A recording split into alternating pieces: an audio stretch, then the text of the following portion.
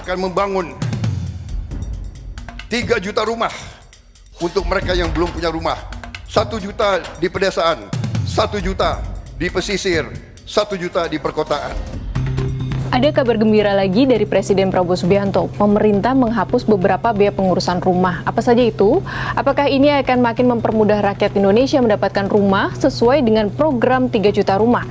Simak penjelasan Menteri Perumahan dan Kawasan Permukiman Marwarar Sirait pada Selasa 7 Januari 2025. SKB, Mendagri, Menteri PU dan kami, yaitu bagaimana BPHTB itu bisa 0%. Yang harusnya bayar 5%. Dan itu sangat membantu rakyat. Yang kedua, PBG untuk bangunan gedung, ya itu juga 0%. Kemudian juga PPN 6 bulan ke depan untuk rumah yang di bawah 2 miliar itu 0%.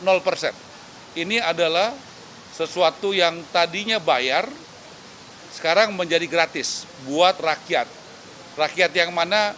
Rakyat kecil yang berpenghasilan tadi MBR, ya, berpenghasilan rendah. Tidak hanya itu, pemerintah juga memangkas waktu pengurusan izin mendirikan bangunan atau IMB yang kini disebut Persetujuan Bangunan Gedung atau PBG.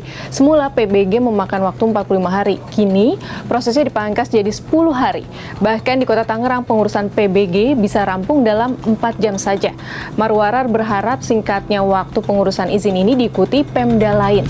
Marwarar menambahkan pembangunan rumah untuk masyarakat berpenghasilan rendah dipercepat selama 5 tahun. Hingga 20 Oktober 2024 tercatat 40.000 rumah yang dibangun oleh pemerintah. Membangun begitu banyak rumah, pertanyaan selanjutnya dari mana tanahnya? Pemerintah mengklaim sumber lahan antara lain tanah-tanah yang disita dari para koruptor dan lahan yang hak guna usahanya tidak diperpanjang.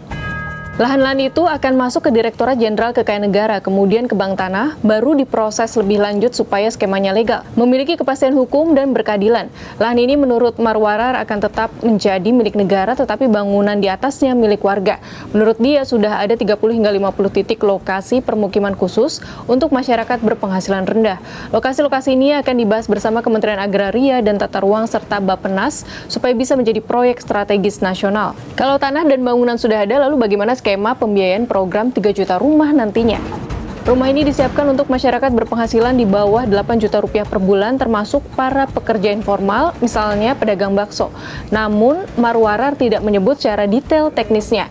Ia hanya menyebut akses terhadap rumah ini dengan cara menyupervisi, mendampingi, dan melihat lokasi usahanya. Sebagai penutup, Marwarar sempat menyinggung soal tabungan perumahan rakyat atau TAPERA yang telah menyalurkan 30.000 hingga 35.000 rumah. Ia pun meyakini masyarakat akan sukarela mengikuti program TAPERA ini bila manfaatnya bisa ditingkatkan dan dikelola transparan. Bagaimana sahabat Kompas, apa optimistis program 3 juta rumah ini bakal tercapai dalam 5 tahun ke depan dan tepat sasaran?